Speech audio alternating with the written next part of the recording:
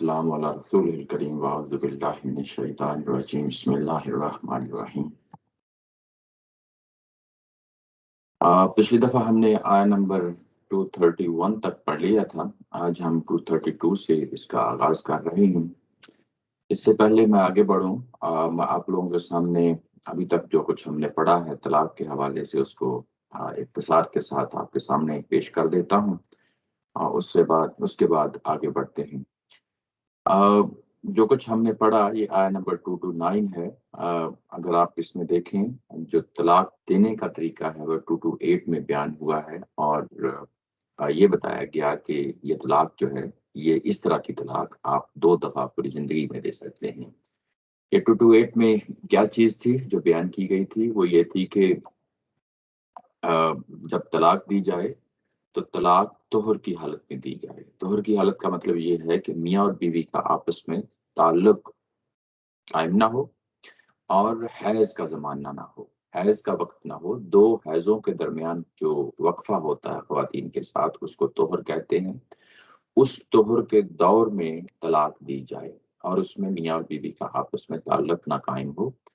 اور جب طلاق دی جائے اور اس کے بعد 3 حیض تک انتظار کیا جائے، 3 حیض تک انتظار کیا جائے، اور اس 3 حیض کے دوران اگر مرد چاہے تو وہ اس خاتون کو واپس لے سکتا ہے۔ اس کو رجوع کرنا کہتے ہیں۔ اور 3 حیض کی وجہ کیا بتائی گئی تھی وہ ہمیں 228 میں بتایا گیا کہ اب ان کے لیے لازمی ہے، ان خواتین کے لیے، کہ جو کچھ ان کے رحموں کے اندر ہے، جو پیٹ کی حالت ہے، وہ سامنے آ جائے،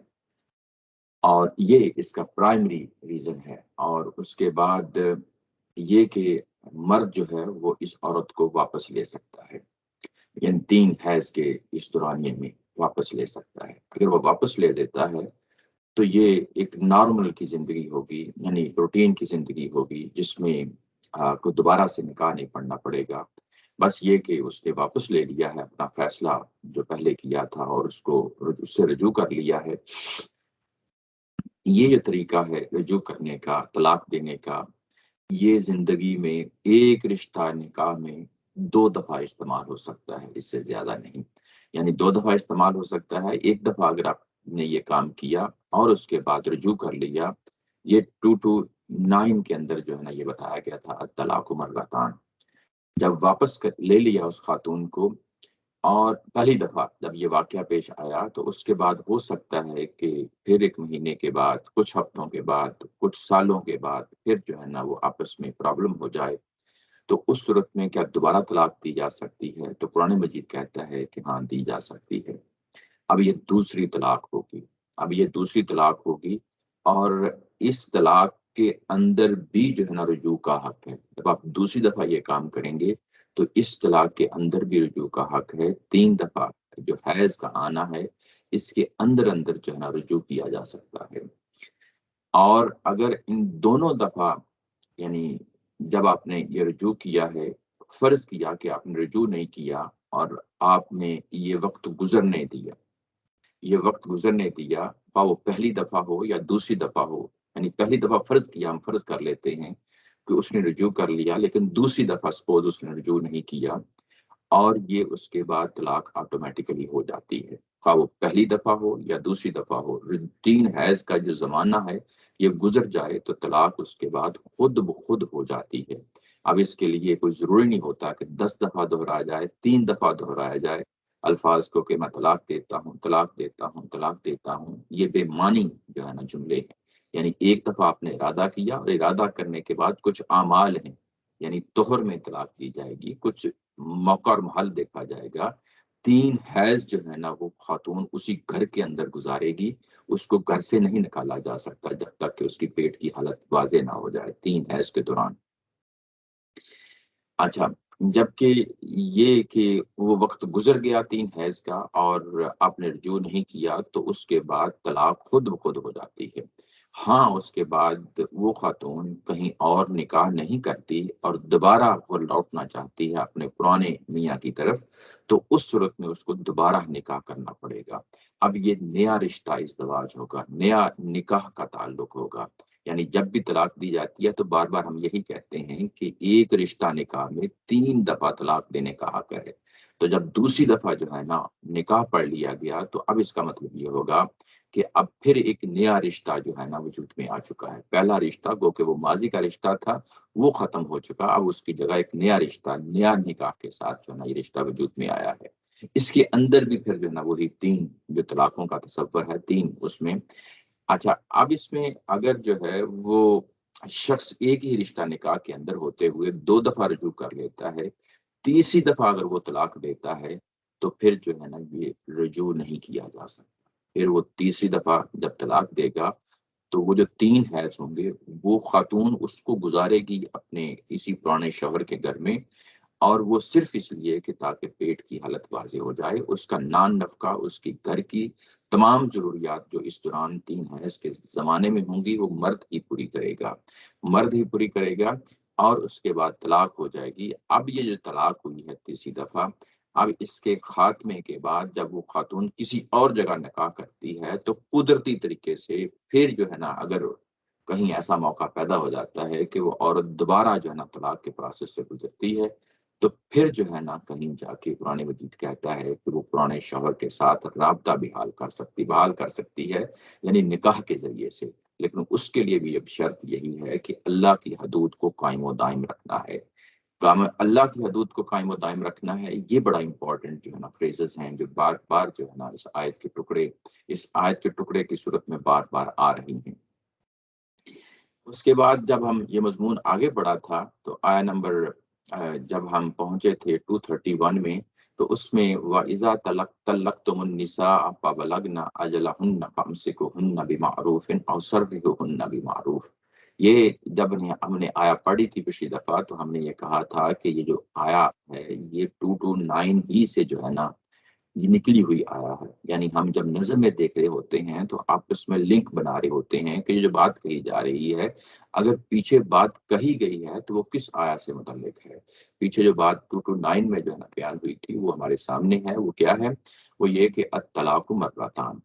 فَإِمْسَاكُمْ بِمَعْرُوفٍ أَوْ تَسْرِيحٌ بِإِحْسَانٍ،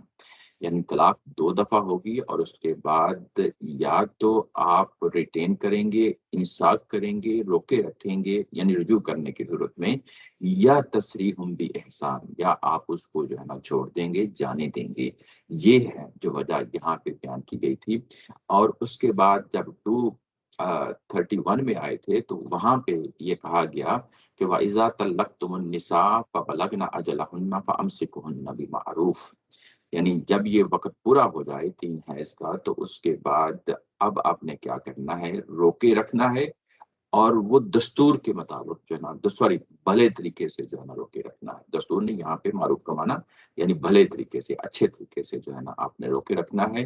اگر چھوڑنا بھی ہے او سرحوہن بمعروف، چھوڑنا بھی ہے تو بھلے طریقے سے جو ہے نا اس کو چھوڑا جائے گا، لیکن اگر آپ نے رکھنا ہے تو یہ پوری آیا اب اس کے بعد بتا رہی ہے کہ اب اس خاتون کو نقصان نہیں پہنچایا جائے گا اگر آپ نے رکھنے کا فیصلہ کر لیا۔ وَلَا تُمْسِكُوهُنَّ ضِرَارًا لِتَعْتَدُوا،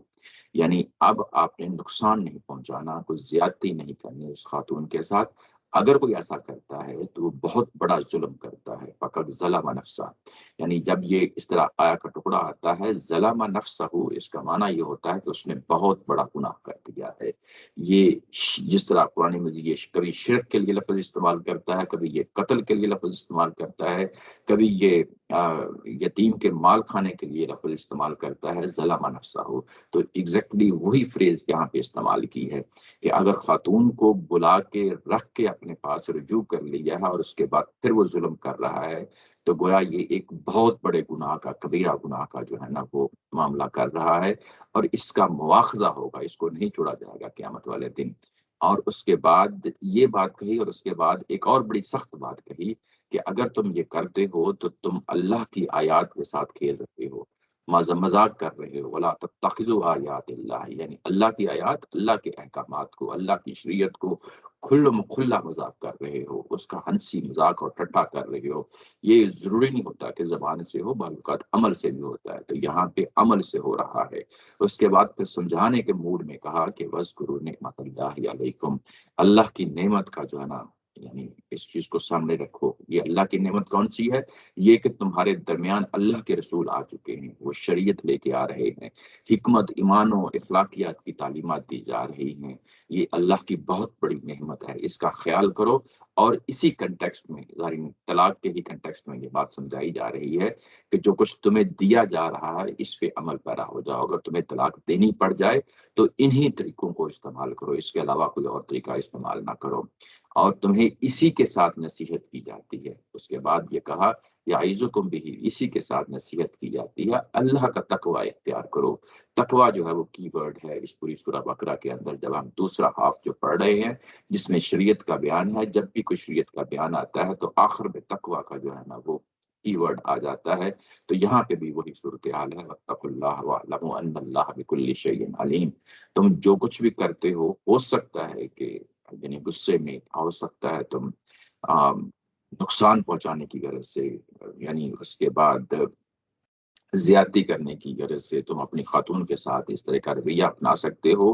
گو کہ تمہیں محسوس ہوتا ہے کہ ہمیں دنیا کے اندر تو شاید کوئی مواخذہ نہیں، مجھے جو ہے نا سے بھگتنا پڑے گا، لیکن ظاہر ہے یہاں پہ بڑے زور دے کے کہا گیا کہ وَاعْلَمُوا، اس چیز کو یاد رکھو کہ اللہ تعالیٰ کی ذات جانتی ہے، اور جب جانتی ہے تو یقیناً وہ مواخذہ بھی کرے گی تمہاری ان حرکتوں کا۔ آگے ہم پڑھتے ہیں 232 میں، یہ وہی بات جو پچھلی جو آیا 229 سے نکلی ہوئی بات تھی کہ جب وہ 3 حیض مکمل ہو جائیں تو اس کے بعد ان کو روکے رکھو یا ان کو جانے دو۔ جب یہاں پہنچے ہیں 232 میں تو یہ بھی اسی سے متعلقہ بات ہے، یعنی پچھلی جو آیا بھی پڑی ہے 231 میں، اس میں اگر آپ نے رکھنا ہے اپنے پاس خاتون کو تو اس کے کیا جو ہے نا ایٹیکیٹس ہوں گے۔ وہاں یہ بتایا گیا کہ کوئی نقصان نہیں پہنچایا جائے گا، کوئی زیادتی نہیں کی جائے گی۔ اب یہاں پہ جو اگلی آیا ہے 231 میں، اگر جانے دینا ہے تو اب اس کے حوالے سے بات ہوگی، یعنی 31 میں تو یہ بتایا کہ اگر رکھنا ہے تو پھر اس کے جو ہے نا یہ کچھ رول دیے گئے ہیں، کچھ اصول دیے گئے ہیں، کچھ نصیحتیں کی گئی ہیں، لیکن اگر آپ نے جانے دینا ہے، کوئی رکاوٹ نہیں پڑنے دینا اس خاتون کے راستے میں، تو اس کے لیے پھر آپ 232 جو ہے وہ آیا بیان، یعنی یہ ساری چیزیں کر رہی ہے۔ اب یہاں پہ بھی دیکھیں تو اس کا آغاز بھی اسی طریقے سے ہوتا ہے جس طرح 231 میں ہوا ہے، 232 میں بھی جو ہے نا اس آیا کا آغاز انہی الفاظ کے ساتھ ہوتا ہے۔ تو یہ قرآن مجید کا اپنا ایک اسلوب ہے، وہ ایک آیا کا ایک ٹکڑا لے لیتا ہے، اس سے وہ بتانا مقصود یہ ہوتا ہے کہ یہ دونوں باتیں ہیں یہ ایک ہی طرز کی باتیں ہیں، مختلف پہلوؤں سے جو ہے نا وہ بیان کر رہی ہیں۔ اگر آپ کمپیئر کریں تو یہاں پہ بھی وہی الفاظ ہیں، وَإِذَا طَلَّقْتُمُ النِّسَاءَ فَبَلَغْنَ أَجَلَهُنَّ فَلَا تَعْضُلُوهُنَّ أَن يَنكِحْنَ أَزْوَاجَهُنَّ۔ یہاں پہ جو الفاظ ہیں، جو شروع کا پورا ٹکڑا ہے اجلہن تک، یہ اگر پچھلی آیا کے ساتھ ملا کے دیکھیں تو ایگزیکٹلی وہی ہے۔ وہاں پہ تھا فَأَمْسِكُوهُنَّ بِمَعْرُوفٍ، ان کو یعنی روک لو بلائی کے طریقے سے۔ یہاں پہ بتایا گیا ہے کہ فَلَا تَعْضُلُوهُنَّ، تعدلہن اس کا مطلب ہوتا ہے رکاوٹ ڈالنا، روک لینا۔ وہاں پہ لفظ پیچھے اگر دیکھیں تو سرہن تھا، یہاں اس کی بجائے تعدلہن کا لفظ استعمال کیا گیا ہے۔ دونوں کا معنی قریب قریب ایک ہی ہے، سرہن یعنی اس کو جانے دینا، بھلے طریقے سے جانے دینا، اور تعدلہن کا مطلب ہوتا ہے کہ رکاوٹ، فلا کیونکہ پیچھے لا آ گیا ہے تو رکاوٹ نہ ڈالی جائے، تعدلہن یعنی ان کے معاملات میں رکاوٹ نہ ڈالی جائے۔ اگر آپ نے جانے کا اس کو یعنی فیصلہ کر لیا ہے، ریٹین نہیں کرنا، رجوع نہیں کرنا، جانے دینا ہے، تو پھر اس کے بعد یہ کہا کہ اب کوئی رکاوٹ نہیں کھڑی ہونی چاہیے، فلا تعدلہن، ان کے لیے کوئی معنی نہیں ہونا چاہیے، کوئی رکاوٹ کھڑی نہیں ہونی چاہیے ان کے راستے میں۔ کس چیز کے بارے میں؟ ان ینکحن ازواجہن، کہ اب وہ نکاح کر سکیں اپنے شوہروں سے،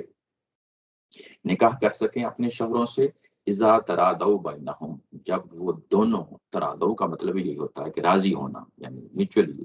آپس میں باہمی طریقے سے راضی ہونا، بینہم، اس کے بعد ظاہر ہے مزید اس کو وضاحت کے لیے بیان کر دیا کہ جب وہ آپس میں راضی ہو گئے ہیں، آپس میں راضی ہو گئے ہیں وہ خواتین جن کو طلاق ہو گئی ہے، اور وہ جو ہونے والے شوہر ہیں یعنی آگے مستقبل کے جو شوہر ہیں، جب ان کے اندر ایک یہ رضامندی پیدا ہو گئی ہے آپس میں کہ وہ نکاح کر لیں، تو اب اس خاتون کے راستے میں رکاوٹ نہیں کھڑی کی جائے گی۔ بالمعروف کا یہاں پہ آگے لفظ آ گیا، دستور کے مطابق ذالک یعظ، یہ تمہیں نصیحت کی جاتی ہے بھی اس کے ساتھ، من کان منکم یؤمن باللہ والیوم الآخر، ہر اس شخص کے لیے جو اللہ پہ ایمان رکھتا ہے، جو آخرت پہ ایمان رکھتا ہے،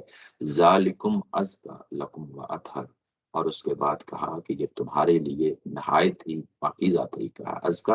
پاکیزہ طریقہ ہے، تزکیہ والا طریقہ ہے، شائستہ طریقہ ہے۔ وہ اطہر، اطہر کا مطلب بھی وہی ہوتا ہے جو ازکا ہے۔ ازکا یعنی یہ آپ کی جب دونوں ایک ہی طرح کے الفاظ ایک جگہ پہ آ جائیں تو پھر ہم فرق کرتے ہیں۔ یہاں ازکا ظاہر ہے کہ جو انسانی شخصیت کی اندرونی پہلو ہے، اندر والا جو پہلو ہے شخصیت کا، اس کی اصلاح کے لیے ازکا۔ وہ اطہر جو ظاہری نجاستیں ہوتی ہیں، ظاہری ناپاکیاں ہوتی ہیں، اس سے پاکیزگی کے لیے ہم اطہر کا لفظ استعمال کرتے ہیں، زیادہ پاکیزہ طریقہ ہے۔ پہلے کے لیے ترجمے میں استاد محترم نے کیا ہے شائستہ، اور دوسرے کے لیے پاکیزہ، یعنی یہ قریب قریب الفاظ ہیں۔ واللہ یعلم وانتم لا تعلمون، اور اللہ تعالیٰ کی ذات جو ہے وہ حقیقت یہ ہے کہ وہی جانتی ہے جبکہ تم نہیں جانتے۔ یہ اس آیا کا ترجمہ ہے۔ اس میں یہ کہا گیا کہ جب یہ خواتین جہاں اس پوزیشن میں پہنچ جائیں اور جس میں آپ لوگوں نے ابھی ان کو اپنے پاس نہیں رکھنا، جانے دینا ہے، تو پھر کہا گیا کہ کوئی رکاوٹ نہیں ان کے راستے میں کھڑی ہونی چاہیے۔ اب رکاوٹ کھڑی نہیں ہونی چاہیے، وہ کیا ہے؟ وہ ہے کہ نکاح کے معاملے میں اب یہ آزاد ہیں، جہاں جی چاہتی ہیں یہ نکاح کر سکتی ہیں۔ یہاں پہ یہ رکاوٹ کھڑی نہ کریں، اور اس کے بعد کہا کہ آئیں آئیں یعنی کہنا کہ یہ اپنی مرضی سے یہاں جی چاہیں، اپنی خود مختاری کے ساتھ، آزادی کے ساتھ،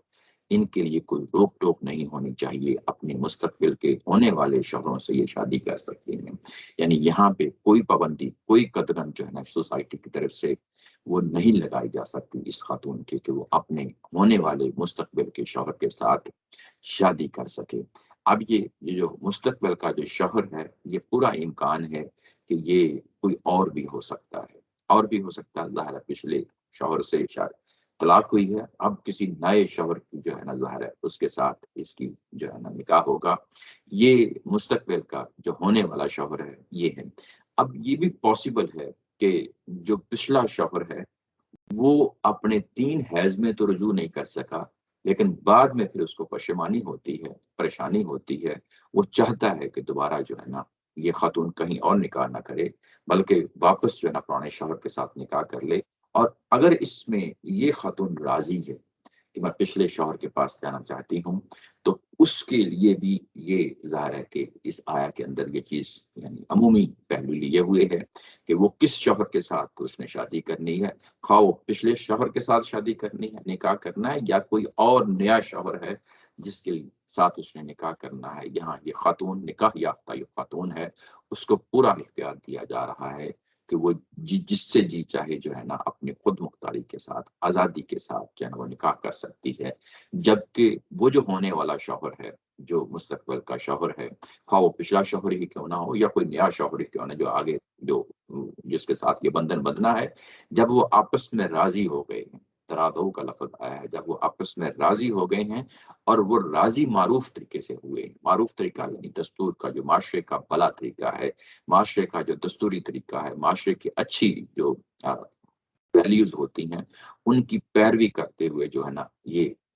نیا تعلق، نیا بندھن بننے جا رہا ہے، تو اس صورت میں ان کے راستے میں کوئی رکاوٹ نہیں بننی چاہیے۔ رکاوٹ بننے کی کئی ایک صورتیں ہو سکتی ہیں، مثال کے طور پہ یہ کہ پرانا شوہر ہے اور وہ ظاہر ہے چھوڑ چکا ہے، تو اب وہ نہیں چاہتا کہ میری یہ جو طلاق یافتہ خاتون ہے یہ کسی اور کے ساتھ نکاح کرے۔ اب اس کے لیے وہ کئی ایک ہتھ کنڈے بھی استعمال کر سکتا ہے۔ ہو سکتا ہے کہ وہ تہمتیں لگائے، ہو سکتا ہے وہ اس خاتون کو ذلیل و خوار کرنے کی کوشش کرے، یعنی یہ پرانے شوہر کے حوالے سے بھی پاسبلٹی ہے۔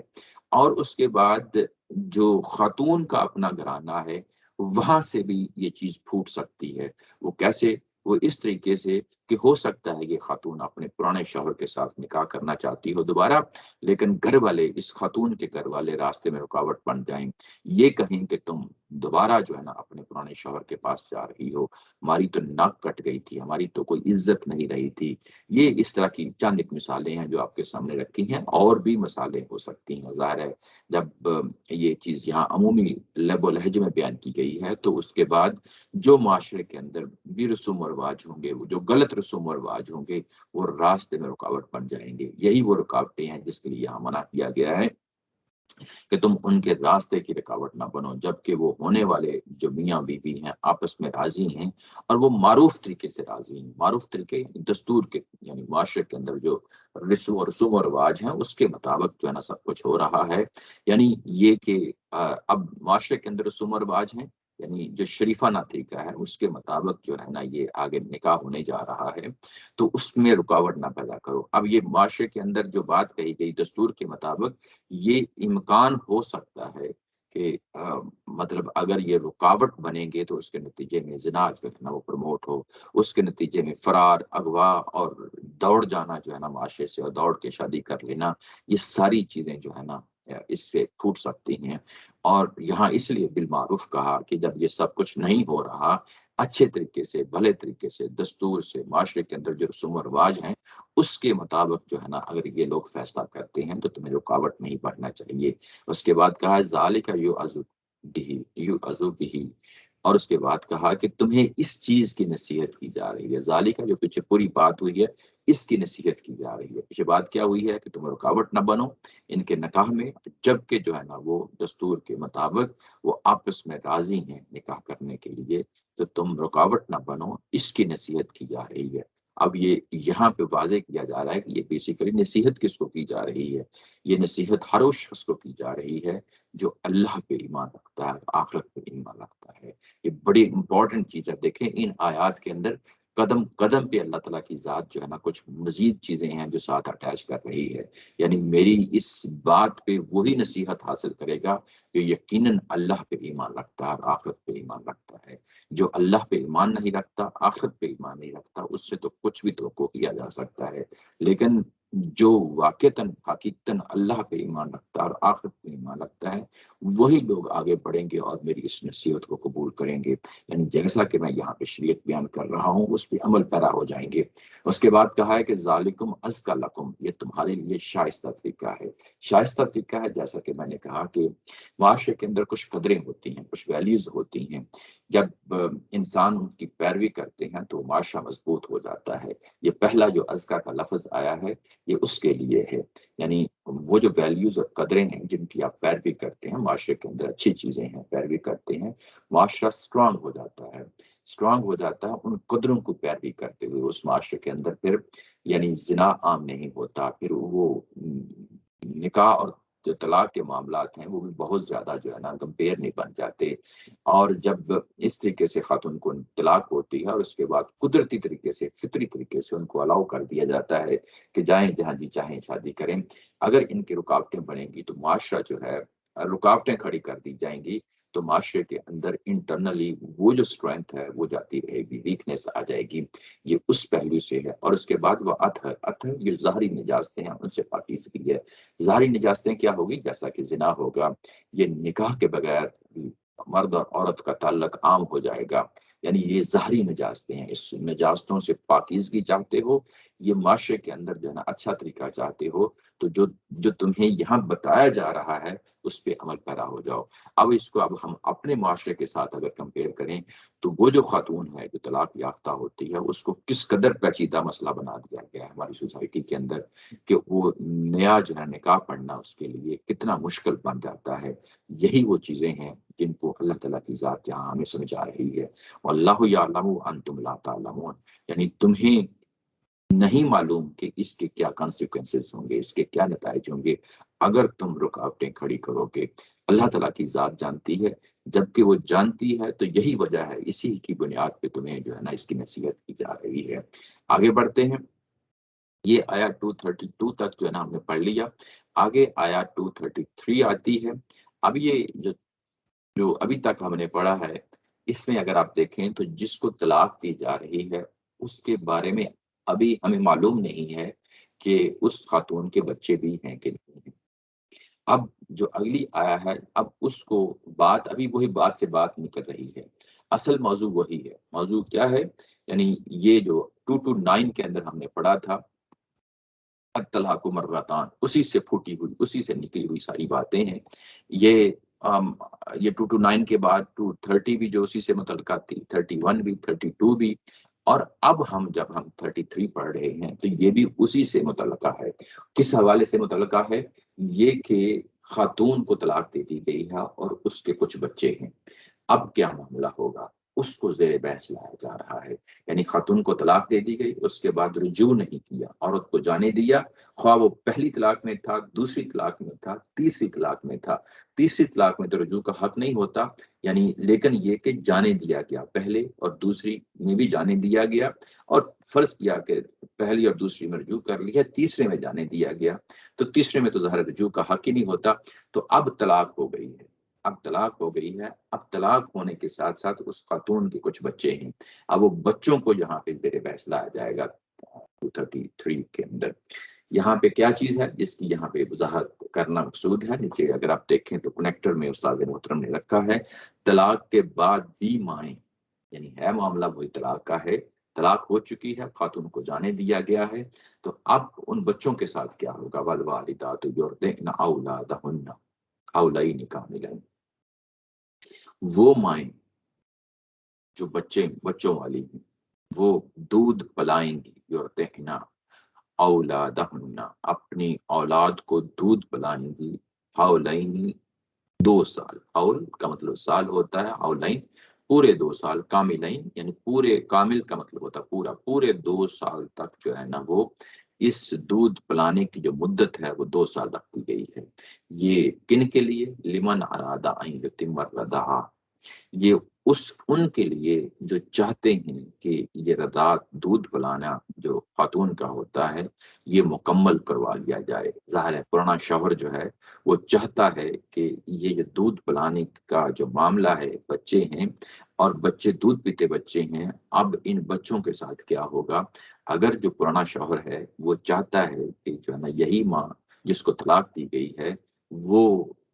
ان بچوں کو دودھ پلائے، جب وہ ان بچوں کو دودھ پلائے گی تو اس کی لمٹ جو ہے نا، حد جو ہے نا بیان کر دی گئی ہے کہ وہ 2 سال تک جو ہے نا یہ اس کی میکسیمم جو ہے نا لمٹ بتا دی گئی کہ اس تک انتظار کریں۔ وَعَلَى الْمَوْلُودِ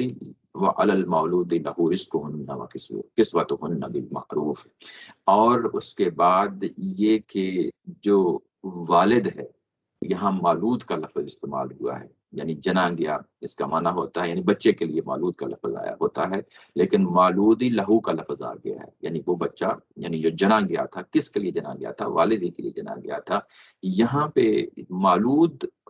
لہو کا لفظ آیا، پیچھے والدات کا لفظ آیا ہے۔ والدات کے لیے امہات کا لفظ بھی آ سکتا تھا، کوئی اور لفظ بھی استعمال ہو سکتا تھا، لیکن یہاں پہ والدات کا لفظ لا کے اور مولود لہو کا لفظ لا کے یہاں اصل میں فوکس جو ہے وہ بچہ ہے، بچے کی امپورٹنس کو یہاں پہ شو کرنا ہے کہ ماؤں ہی کے بچے ہوتے ہیں، والد ہی کے بچے ہوتے ہیں، دونوں کا تعلق ہوتا ہے، دونوں کو اب جو ہے نا وہ کمبائن کرنا ہے۔ گو کہ طلاق ہو گئی ہے لیکن آپس میں میوچل انٹرسٹ سٹل ہے، وہ کیا ہے؟ وہ بچے کی صورت میں ہے۔ تو اب وہ جو والد ہے اگر وہ چاہتا ہے کہ یہ جو ماں ہے، پرانی ماں ہے، وہی بچے کو دودھ پلائے، تو اس کی میکسیمم لمٹ جو ہے وہ یہاں پہ بیان کر دی گئی ہے، وہ 2 سال تک جو ہے نا خاتون، یہ اگر وہ پوری کی پوری لمٹ کو، پورے کے پورے اس ٹائم کے دورانیوں کو استعمال کرنا چاہتا ہے تو قرآن نے بتا دیا کہ 2 سال تک وہ ایسا کر سکتے ہیں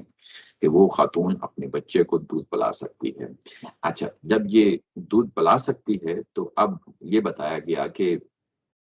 اب اس دورانیے کے جو دورانیہ ہے 2 سال کا،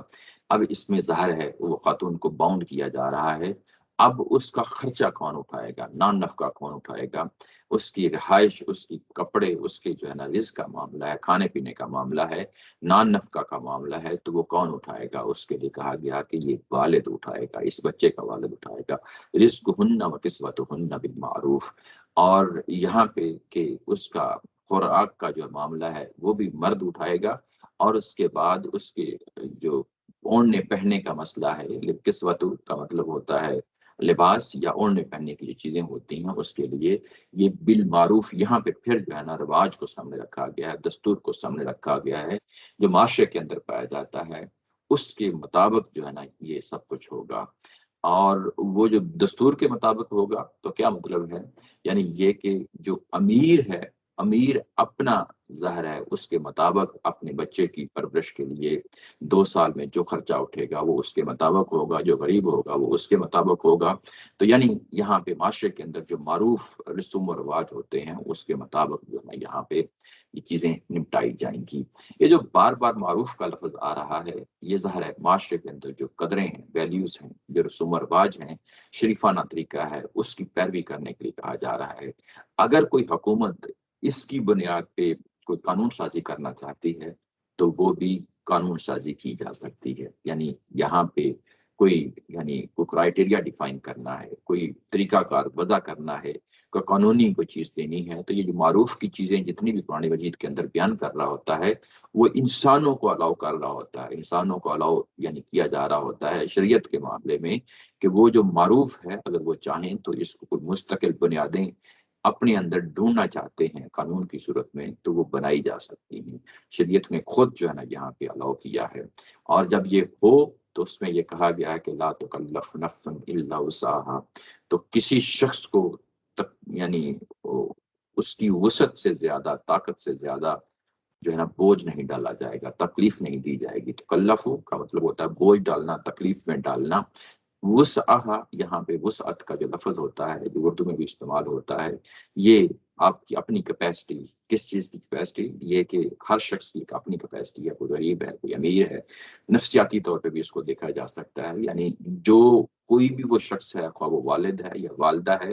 ان پہ جو بھی بوجھ ڈالا جائے گا وہ ان کی اپنی وسعت کے مطابق، اپنی جو طاقت ہے ان کی اس کے مطابق بوجھ ڈالا جائے گا۔ یعنی ایک تو معروف کی بات کی گئی پیچھے، اس کے بعد یہ کہ ان میاں بیوی جو پرانے میاں اور بیوی تھے ان کے اندر جو اپنی اپنی طاقت ہے وہ مالی بھی ہو سکتی ہے، وہ نفسیاتی بھی ہو سکتی ہے، یہ سارے پہلوؤں کو سامنے رکھتے ہوئے جو بوجھ ڈالا جائے گا تو ان کی اس طاقت کو سامنے رکھتے ہوئے بوجھ ڈالا جائے گا۔ لا تدار والدتم بولدہا،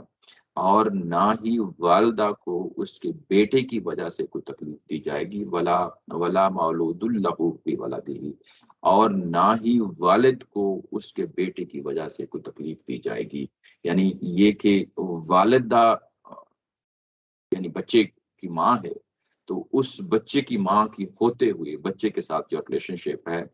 اس کی وجہ سے بھی اس کو تکلیف نہیں دی جائے گی۔ یہ کہ میں نے اب طلاق دے دی ہے، ظاہر مرد حضرات کر دیتے ہیں، طلاق دے دی ہے، بچہ اس کے پاس ہے اور بچے کو یعنی ظاہر ایکسپلائٹ کرنا ہے، تو ایکسپلائٹیشن میں یہ سارے امکانات ہوتے ہیں کہ اس خاتون کو یہاں پہ نقصان پہنچایا جائے اس صورتحال میں۔ اور یہ بھی ہو سکتا ہے کہ خواتین جو ہے نا وہ بچے کی وجہ سے والد کو نقصان پہنچائیں، یہ کہیں کہ اس کے والد نے تو مجھے جو ہے نا طلاق دے دی ہے، اب مجھے کھلا اختیار مل گیا ہے، اب جو چیز چاہیں نقصان پہنچاؤں اس بچے کی وجہ سے اس کے والد کو۔ یعنی کئی ایک پہلو ہے، کئی ایک مثالیں دی جا سکتی ہیں، لیکن یہاں پہ پھر قرآن مجید نے اس کو عمومی تعلیم کی حد تک رکھا ہے کہ نہ ہی والدہ کو بچے کی وجہ سے کوئی نقصان پہنچایا جائے اور نہ ہی والد کو کیونکہ والد بھی اس بچے کا ہی جو ہے نا والد ہے، اس کی وجہ سے جو ہے نا کوئی نقصان پہنچایا جائے۔ وَعَلَى الْوَارِثِ مِثْلُ ذَلِكَ، اور اگر والد جو ہے نا وہ فوت ہو جاتا ہے تو اس کے بعد ظاہر ہے یہ 2 سال کا دورانیہ ہے، تو کون ذمہ داری اٹھائے گا، اس ذمہ داری کو کون اٹھائے گا؟ اس کے بعد ظاہر ہے کہ والد کے جو ورثہ ہوں گے وہ آگے بڑھیں گے، وہ یہ ذمہ داری اٹھائیں گے، تو اس کے لیے قرآن مجید ان کو پھر باؤنڈ کر رہا ہے کہ جو وارث بنے گا اگر اس دوران میں والد فوت ہو جاتا ہے تو اس کے اوپر بھی یہی ذمہ داری ہے۔ یہ ذمہ داری کیا ذمہ داری کہ جو پیچھے باتیں کہی گئی تھیں، رزق ہننا و کسوت ہننا، کہ وہ ان کے نان نفقہ کی ذمہ داری اٹھائیں گے وہ ورثہ، پھر اس کے بعد کسی کو تکلیف نہیں دی جائے گی، کسی کو دکھ نہیں دیا جائے گا، صرف اس بنیاد کی وجہ سے کہ بچہ ہے درمیان میں اور 2 فریقوں کا آپس میں جھگڑا ہو چکا ہے، بچے کو ہے ہر صورت میں یہاں پہ محفوظ کرنا ہے، اور جو کچھ بھی طے ہو گیا ہے اس کی پیروی کرنی ہے۔ اس کے بعد کہا فَإِنْ أَرَادَ فِصَالًا، اور اگر یہ دونوں ارادہ کر لیتے ہیں، یہ سوچ لیتے ہیں، فصالن دودھ چھڑوانے کے لیے، فصال کا مطلب یہاں پہ وہی ہے جو پیچھے بات کی گئی تھی کہ رضاعت کا جو معاملہ ہے دودھ پلانے کا، اگر اس دودھ کو چھڑوانا چاہتے ہیں، یعنی 2 سال سے پہلے جو ہے نا یہ معاملہ ختم کر دینا چاہتے ہیں، یعنی پہلے یہ بات طے ہو گئی کہ یعنی یہ کہ یہ خاتون دودھ پلائے گی، لیکن آگے چل کے جو ہے نا حالات اس طرح کے نہیں رہے، تو اب جو پرانے میاں بیوی ہیں وہ دونوں فیصلہ کریں گے کہ یہ دودھ چھڑایا جا سکتا ہے۔ اب اس ایکسیپشن کی بات ہو رہی ہے۔ انترادن کا مطلب یہ ہے کہ رضامندی کے ساتھ، باہمی رضامندی کے ساتھ، من ہوما، اس کے بعد پھر لایا گیا کہ ان دونوں کی جو ہے نا رضامندی کے ساتھ اگر وہ چاہتے ہیں دودھ کو چھڑانا تو وہ چھڑا سکتے ہیں۔ وہ تشاور، اور پہلے ترادن کا لفظ استعمال کیا، اس کے بعد تشاور کا لفظ استعمال کیا۔ تشاور یعنی باہمی مشورے سے، ترادن باہمی رضامندی سے، وہ باہمی رضامندی سے اور باہمی مشورے سے جو ہے نا یہ دودھ چھڑا سکتے ہیں۔ اس میں کوئی ایک فریق ڈومیننٹ نہیں ہونا چاہیے۔ اصل چیز یہ ہے جس پہ یہ بار بار یہ لفظ آ رہا ہے، انترادم منہما و تشاور، تشاور یعنی یہ کہ دونوں کے میچول جو ہے نا انڈرسٹینڈنگ، باہمی مشورے سے، باہمی رضامندی سے یہ کام ہوگا، اور جب یہ ہوگا تو وہ یہ چھڑوا سکتے ہیں دودھ کو، یعنی یہ پہلے ہی یہ یعنی یہ کہ یہ کام کیا جا سکتا ہے۔ فلا جناح علیہما، اس چیز میں کوئی جو ہے نا وہ مذائقہ نہیں ہے، کوئی گناہ نہیں ہے، کوئی جو ہے نا اس کے اندر جناح کا مطلب یہی ہوتا ہے کہ کوئی گناہ نہیں ہے، کوئی مطلب یہ کہ بری بات نہیں ہے، کوئی مذائقہ نہیں ہے، یعنی یہ کام کیا جا سکتا ہے، اس کے وجہ سے کوئی مطلب یہ کہ کوئی گناہ ہو جو اللہ معاملہ ہے وہ معاملہ نہیں ہے، یعنی اس طریقے سے اس چیز کو سمجھایا جا رہا ہے۔ یعنی پہلے جو بات کہی گئی تھی 2 سال کی، اگر جو ہے نا اگر پہلے کوئی اس طرح کی انڈرسٹینڈنگ بنتی ہے کہ پہلے دودھ چڑھا دیا جائے، تو وہ جو پہلے دودھ چڑھانے کا مسئلہ ہے، اس میں بھی جو ہے نا اگر تم نے میوچل انڈرسٹینڈنگ سے یہ کام کر لیا ہے تو اس کے اندر بھی کوئی قباحت نہیں ہے، اس کے اندر بھی کوئی گناہ کی بات نہیں ہے، یہ بات کو سمجھائی جا رہی ہے۔ وہ اس کے بعد آگے یہ 2 سال تک تو دودھ پلا سکتی ہے یا پہلے چھڑوایا جا سکتا ہے، یہ سب کچھ ہو سکتا ہے، لیکن اب آگے تیسری صورتحال ہے وہ اسی دودھ پلانے کے حوالے سے ہے۔ وَإِنْ أَرَدْتُمْ أَنْ تَسْتَرْضِعُوا، اگر تم چاہتے ہو کہ یہ بچہ کسی اور خاتون کی جو ہے حوالے کیا جائے تاکہ وہ دودھ پلائے۔ عربوں کے یہاں اظہار اس چیز کا روایت تھا کہ بچے کو بعض اوقات ماں خود دودھ نہیں پلاتی تھی بلکہ کسی اور خاتون کے حوالے سے یعنی اس کے حوالے کر دیا جاتا تھا، جو تیسری عورت ہوتی تھی وہ جو ہے نا درمیان میں آتی تھی۔ یہ کوئی نکاح والی کیفیت نہیں ہے، بلکہ یہ کہ خاتون جو تیسری خاتون درمیان میں آ کے، یعنی تیسری پارٹی جو درمیان میں آ کے انوالو ہوتی ہے، وہ ظاہر ہے کہ اپنا خرچہ لیتی ہے، اپنی جو ہے نا سروسز کے اگینسٹ جو ہے نا وہ پیسے لیتی ہے۔ تو وہ اگر آپ یہ چاہتے ہیں کہ وہ کسی اور عورت کے ذریعے سے دودھ پلا لیا جائے تو یہاں قرآن مجید اس کی اجازت دیتا ہے۔ اگر تم چاہتے ہو کہ یہ جو ہے نا یہ دودھ کوئی اور پلائے، اولادکم، تمہاری اولاد کو، فلا جناح علیکم، تو اس معاملے میں بھی کوئی جو ہے نا کوئی قدغن نہیں ہے، اس معاملے میں بھی کوئی مذائقہ نہیں ہے، کوئی گناہ نہیں ہے، یعنی تم اگر ایسا کر لو تو یہ سارے امکانات قرآن مجید جو بتا رہا ہے۔ اذا سلمتم، لیکن یہ تم اسی صورت میں کر سکتے ہو، یہ جو تیسری صورتحال ہے کسی اور کے ذریعے سے دودھ پلانا ہے، تو اس کے بارے میں کہا جا رہا ہے کہ اب اس کے ساتھ یہ کب ہوگا؟ یہ تب ہوگا جب اذا سلمتم ما آتیتم بالمعروف، یعنی جو کچھ پہلے طے ہو چکا تھا دستور کے مطابق، وہ تم اس خاتون کو، جو اصل خاتون ہے، طلاق یافتہ خاتون ہے،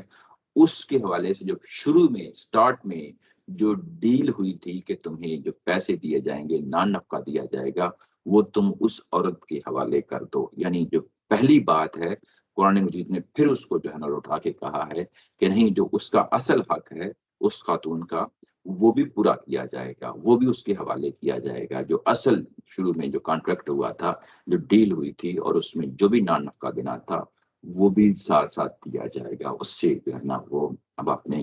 واپس نہیں، اپنے یعنی اسٹیپ بیک نہیں کرنا، بلکہ اس کو جو بات پہلے شروع میں ہوئی تھی اسی کے مطابق جو ہے نا جو چیزیں دینی طے ہوئی تھی وہ اس خاتون کو دے دی جائیں گی۔ واتقوا اللہ، اللہ سے ڈرتے رہو۔ یہاں پہ بھی وہی تقویٰ ہے، یعنی یہ کہ جو کچھ تمہیں کہا جا رہا ہے اس کی پیروی کرو، اور جن چیزوں سے منع کیا جا رہا ہے ان سے رک جاؤ، اللہ کا تقویٰ اختیار کرو۔ وَاعْلَمُوا، جان رکھو، ان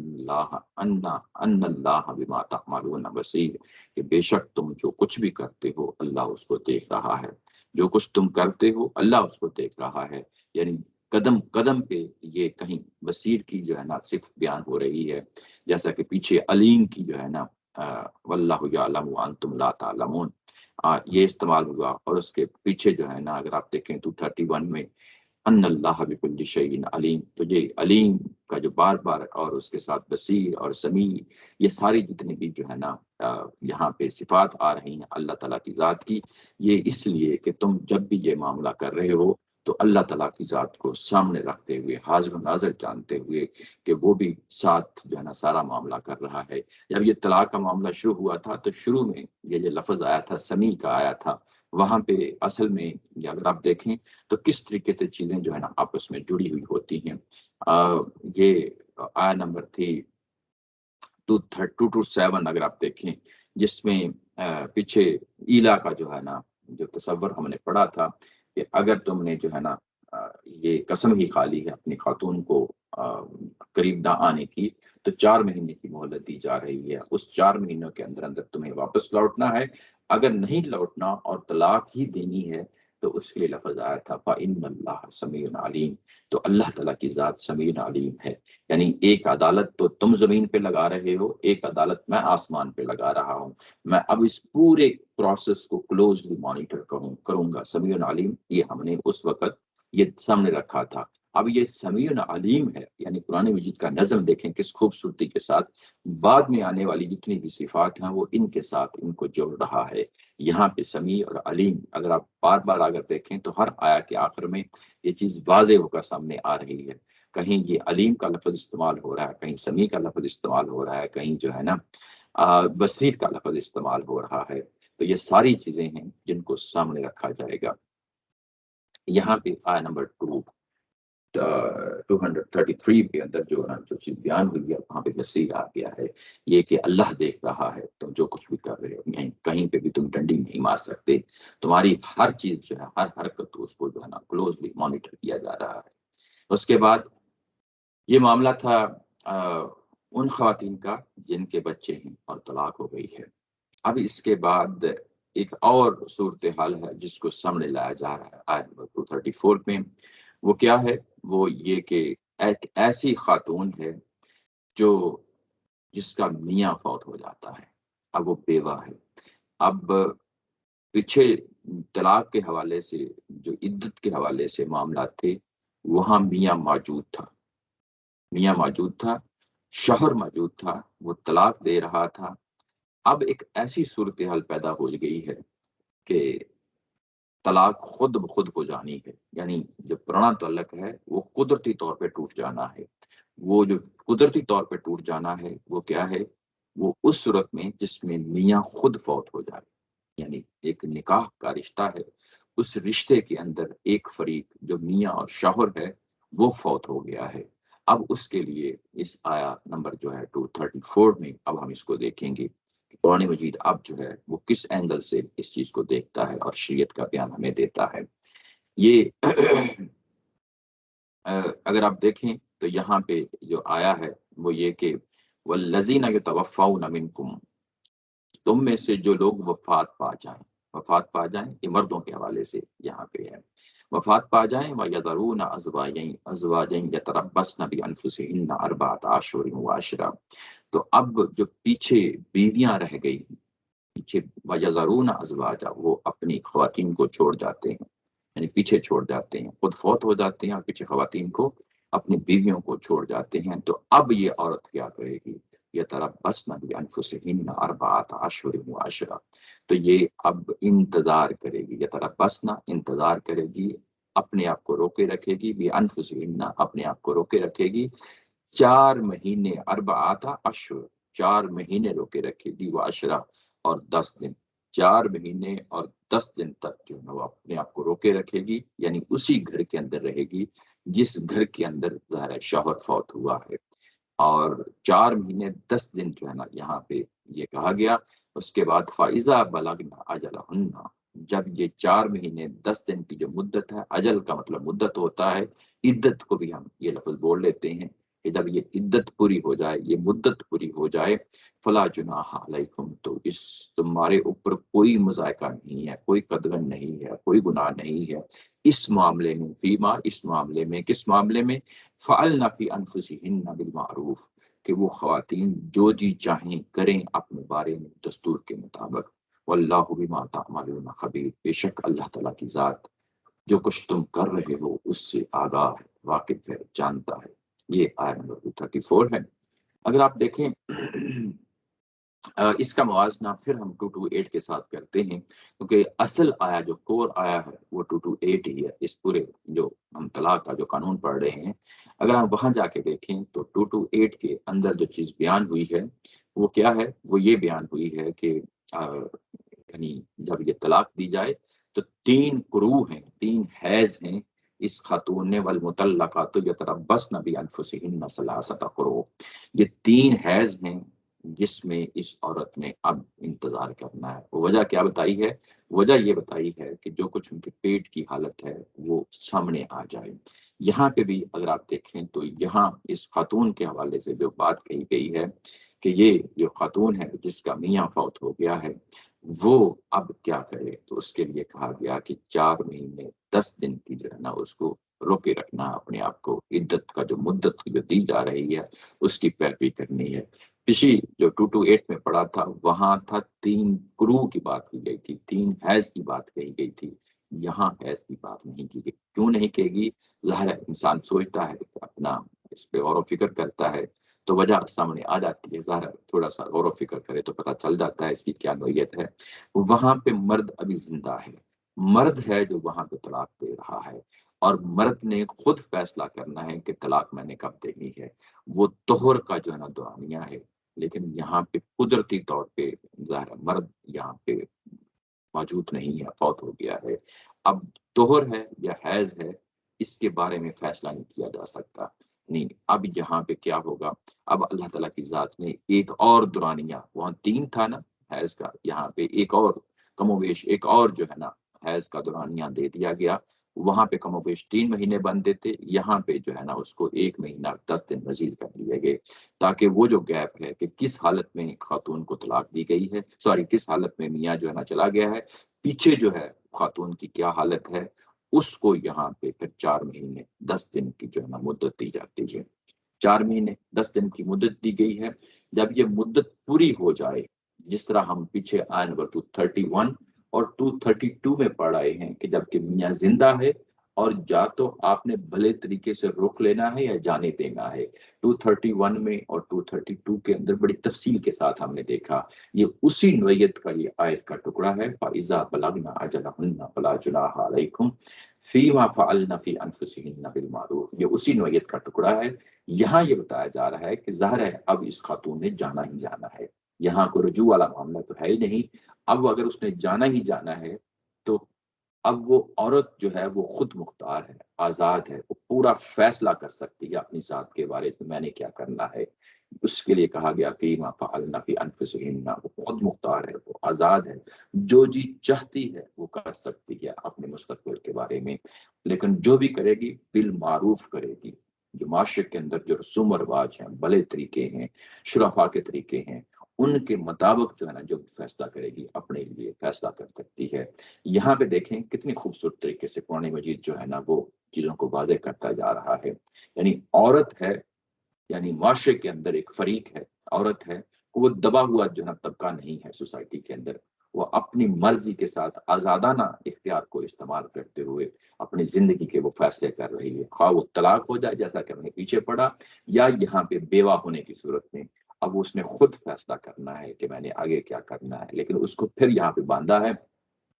کہ وہی جو معاشرے کے اندر شرفا کا طریقہ ہے اسی کو استعمال کرتے ہوئے یہ اپنے بارے میں جو فیصلہ کرنا چاہتی ہے وہ کرے۔ واللہ بما تعملون خبیر، بے شک اللہ تعالیٰ کی ذات جو ہے وہ آگاہ ہے، جانتی ہے، اور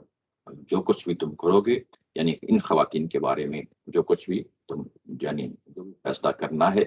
وہ معروف کے ساتھ کرنا ہے، دستور کے ساتھ کرنا ہے، معاشرے کے رسوم و رواج کو سامنے رکھتے ہوئے کرنا ہے۔ اگلی آیا بالکل اسی کے ساتھ جڑی ہوئی آیا ہے جو ابھی ہم نے پڑھا ہے، ولا جناح علیکم فیما عرضتم به من खितबत निसाई औ अकननतुम फी अनफुसिकुम। यहाँ पे ये कहा गया कि तुम्हारे लिए कोई कदगन नहीं है, कोई गुनाह नहीं है, कोई मुज़ायका नहीं है कि इस दौरान जो 4 महीने 10 दिन जो दिए गए हैं इस खातून को, तुम अशारे या कनाए के साथ, और रत्तुम का मतलब यही होता है, तारीस उर्दू में भी इस्तेमाल होता है, इसका मतलब यही होता है अशारा कनाया। तुम इस दौरान 4 महीने 10 जो दिन हैं, इस दौरान तुम अशारे और कनाए में तुम इस औरत को निकाह का पैगाम भेज सकते हो, अशारे और कनाई में। यानी यहाँ पे मिन खितबत निसा, अन्निसा यानी इन्हीं खवातीन के बारे में कहा गया है जो बेवा हो गई हैं। खितबा का मतलब यही होता है कि जो पैगाम भेजा जाता है निकाह के लिए, यानी निकाह के लिए जो पैगाम भेजा जाता है उसके बारे में ये कहा गया है कि तुम वो जो मामला है, किसी के साथ निकाह करना है या उसको ऑफर करनी है तो ये मुस्तकबिल में हम दोनों इकट्ठे रहेंगे, ये जो मामला है इसमें अशारे और कनाए से काम लेना है। यानी वाज़े तौर पे जो है ना कोई इंडिकेशन नहीं देना इस खातून को, ये कि बातों बातों में कोई जो है ना इनडायरेक्टली तरीके से कोई अशारे कनाए से ये बात कर सकते हैं। औ अकननतुम फी अनफुसिकुम, या दूसरा तरीका ये है कि तुम अशारे और कनाए में बात ना करो बल्कि अपने दिल के अंदर ही इस चीज को रखो, अपने दिल के अंदर रखो। यानी ये कि 4 महीने 10 दिन गुजर जाएंगे और उसके बाद ज़ाहिर है फिर जो है ना ये प्रपोजल लेके हम उस खातून के पास जाएंगे। ये तुम जो है, जब ये मर्दों को जो है ना खिताब किया जा रहा है कि तुम जब इस खातून के साथ बात करोगे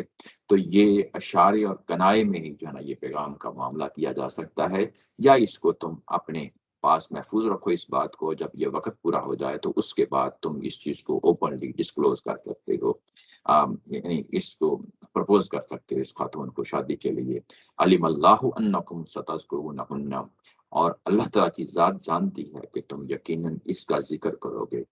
करोगे। यानी ये कि ये जो तुम बात कर रहे हो कि अशारे और कनाए में या अपने दिल में जो है ना छुपा के रखो, ये कि अल्लाह ताला की जात को मालूम था, इसीलिए उसने ये शरीयत देने का फैसला किया कि अब इस तरह के मामले में भी जो है ना क्या शरीयत का पहलू है वो ये सामने रखना चाहिए। ये कि वो जो खातून है उसको अशारे कनाए में तो ये बात कह सकते हो निकाह के पैगाम के हवाले से, या अपने दिल के अंदर इसको रख सकते हो, लेकिन अल्लाह ताला की जात को मालूम था कि तुम इसका जिक्र करोगे तो उसने जो है ना तुम्हें शरीयत का ये वाला पहलू भी दे दिया। बोला किल्ला तो आइदुहुन्ना सिर्रा, उसके बाद कहा कि कोई वादा ना करो इनके साथ खुफिया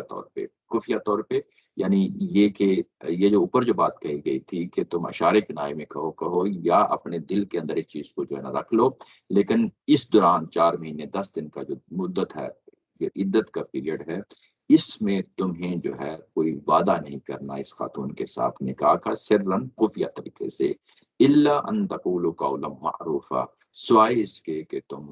मारूफ तरीके से तुम बात करो इस खातून के साथ, मारूफ तरीके से यानी वही जो रसूम और रिवाज है माशरे के अंदर, उन्हीं के मुताबिक दस्तूर के मुताबिक जो है ना तुम इनके साथ बात कर सकते हो। दस्तूर के मुताबिक कर सकते हो यानी 4 महीने 10 दिन जो उनका जो मियाँ बहुत हो गया है, ज़ाहिर है उस सारी सूरत हाल में इन खवातीन के साथ जो भी बात की जाएगी वो जो मारूफ तरीका है, जो ताज़ियत का तरीका है, दिलजोई का तरीका है, आप उन चीज़ों को सामने रखते हुए बात कर सकते हो। यानी बात करना को ममनू नहीं करार दिया गया है शरीयत में, बात कर सकते हो, लेकिन कौल हमेशा जो भी बात करोगे वो माशरे के रसूम और रिवाज के मुताबिक हो। उसमें कोई निकाह का पैगाम जो देना है तो वो भी जो है ना वो इशारे किनारे में देना है, ओपनली नहीं देना। और या तुमने खुद फैसला कर लिया ठीक है, लेकिन ये कि इसको जब भी उसके साथ बात करोगे तो बात हमेशा जो है वो दस्तूर के मुताबिक करोगे। वला ताज़िमु उक़दतन निकाह, और उनके साथ यानी ताज़िमु यानी अज़्म कर लेना, इरादा कर लेना, उनके साथ जो निकाह करने का जो इरादा है, उक़दा का मतलब होता है गिरा लगा, मतलब गिरा लगा देना। ये गिरा क्या होती है? ज़ाहिर आपको मालूम है कि जब हम रस्से को पकड़ते हैं और गिरा लगा देते हैं, तो यहाँ पे निकाह का जो मामला है उसको गिरा से ताबीर किया गया है। यानी ये जो निकाह का जो कॉन्ट्रैक्ट है, एग्रीमेंट है, ये आप इसको नहीं अपने अंजाम तक पहुँचा सकते जब तक हत्ता यबलुगल किताबु अजला, यहाँ तक कि जो मुद्दत है, مدت کتاب یہاں پہ لفظ جو ہے وہ قانون کے لیے مانا آیا ہے، قانون کے معنی میں یہاں پہ لفظ استعمال ہوا ہے۔ کتاب کا مطلب کتاب بھی ہوتا ہے جو ہم بک کی صورت میں پڑھتے ہیں، کتاب کا مطلب لیٹر بھی ہوتا ہے، خط، اس کو بھی جو ہے نا عربی زبان میں کتاب کہتے ہیں، اور کتاب کا مطلب قانون بھی ہوتا ہے۔ یہاں پہ جو کچھ ہم پڑھ رہے ہیں قانون کے حوالے سے پڑھ رہے ہیں، یہ شریعت کا قانون ہے۔ تو وہ قانون کیا ہے؟ 4 مہینے 10 دن، جب تک وہ 4 مہینے 10 دن کی جو اجل ہے وہ پوری نہ ہو جائے، وہ پوری نہ ہو جائے، 4 مہینے 10 دن کی جو مدت ہے پوری نہ ہو جائے، تب تک تم نکاح کا ارادہ نہ کرو۔ وَاعْلَمُوا أَنَّ اللَّهَ يَعْلَمُ مَا فِي أَنفُسِكُمْ، اور اس چیز کو یاد رکھو، وَاعْلَمُوا، اس چیز کو یاد رکھو، أَنَّ اللَّهَ يَعْلَمُ، بے شک اللہ تعالیٰ کی ذات جو ہے وہ جانتی ہے جو کچھ تمہارے دلوں کے اندر ہے۔ فَاحْذَرُوهُ،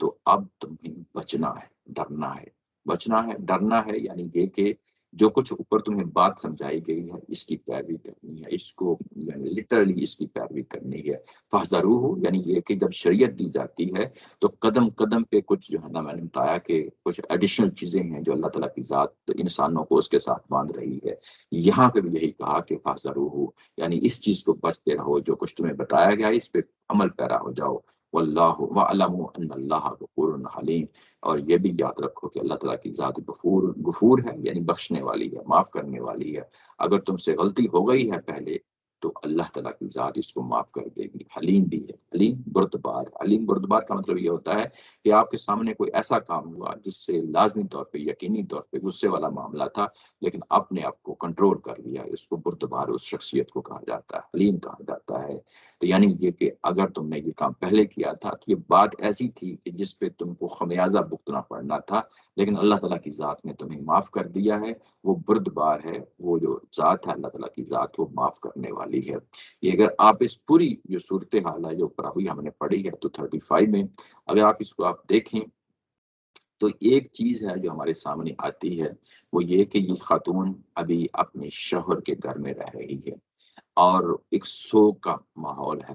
اس سوگ کے ماحول میں یہ بات سامنے رکھ کے کہی جا رہی ہے۔ 4 مہینے 10 دن جو ہے نا کیوں دیے گئے یہ تو واضح ہے، یہاں تو نہیں بتایا گیا کہ 4 مہینے جو 10 دن ہیں یہ کیوں دیے جا رہے ہیں، لیکن یہ آیا 228 میں جب 3 قروء کی بات ہوئی تھی تو اس کے اندر یہ بات سمجھنے والی ہے کہ وہاں پہ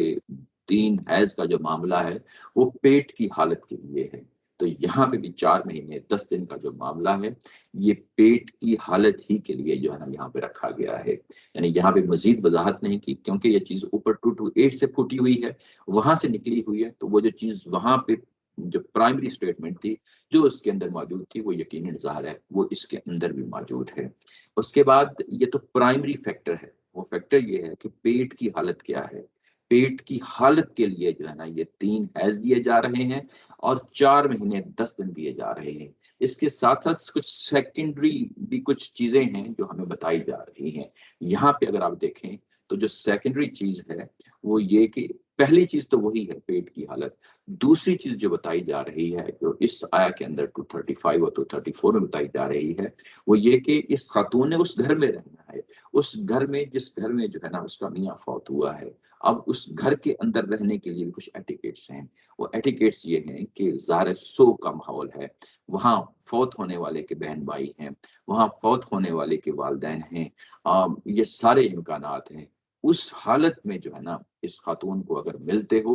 تو اشارے کنائے میں جو ہے نا بات کی جا سکتی ہے، گھر کے ماحول کو سامنے رکھتے ہوئے اللہ تعالیٰ کی ذات ہدایات دے رہی ہے۔ یہ نہ ہو کہ جو باقی لوگ ہیں اس گھر کے اندر ان کی کوئی عزت نفس مجروح ہو کہ یہ خاتون جو ہے نا ایک طرف تو جو ہے ابھی اس کا میاں فوت ہو رہا ہے اور ابھی جو ہے نا یہ آگے کچھ اور کام کرنے جا رہی ہے۔ تو یہ پورا پروٹوکولز ہیں، پورے ایٹیکیٹس ہیں جو باہر سے آنے والے لوگ ہیں، مرد حضرات ہیں، ان کو سمجھایا جا رہا ہے کہ تم اس عورت کے ساتھ جو ہے نا یہ 4 مہینے 10 دن کا جو معاملہ ہے یہ رکے رہو، یہ عورت بھی رکی رہے گی اور تم بھی رکے رہو، اس کو کوئی پیغام نہیں بیچنا۔ یہ مردوں کو سمجھایا جا رہا ہے، یعنی یہاں پہ یہ پوری جو 235 میں مردوں ہی کو جو ہے نا سمجھایا گیا ہے کہ تم نے ان کے ساتھ نکاح کا ذکر تو کرنا ہی تھا،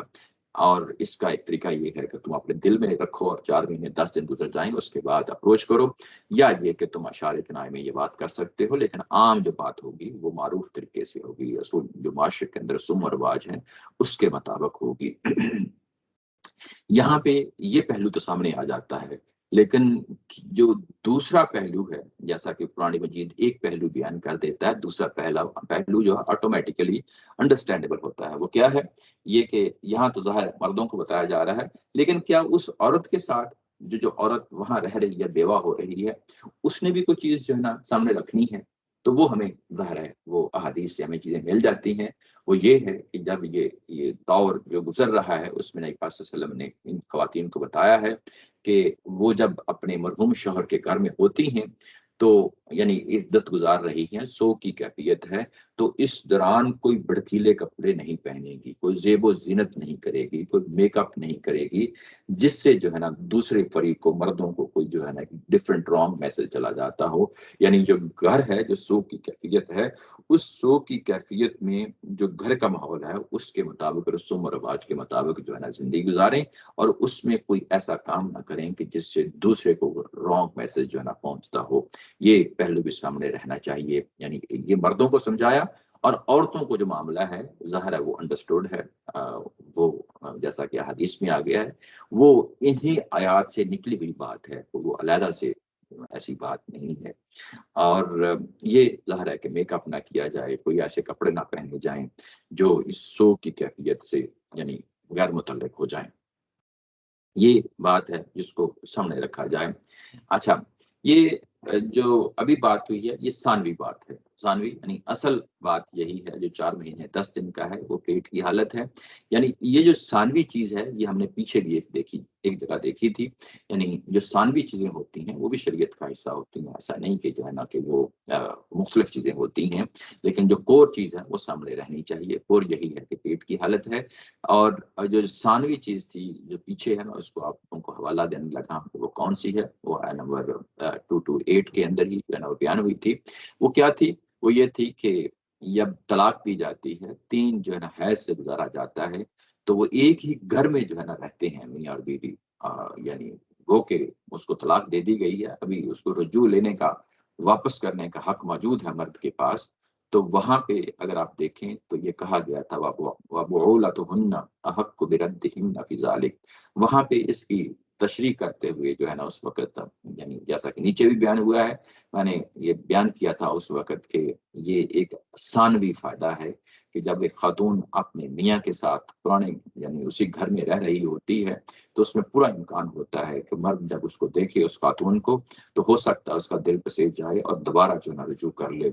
تو یہ ایک ثانوی فائدہ ہمیں 228 میں نظر آیا۔ اور یہاں پہ بھی اگر آپ دیکھیں تو ثانوی فائدہ جو ہے یہاں پہ وہ یہ کہ وہ جس گھر میں رہ رہی ہے اس کے گھر کا ایک سوگ ہے، اس سوگ کی کیفیت میں مردوں کو بھی سمجھایا جا رہا ہے۔ اور دوسرا جو پہلو ہے، جو عورت کا پہلو ہے، ظاہر ہے کہ وہ بھی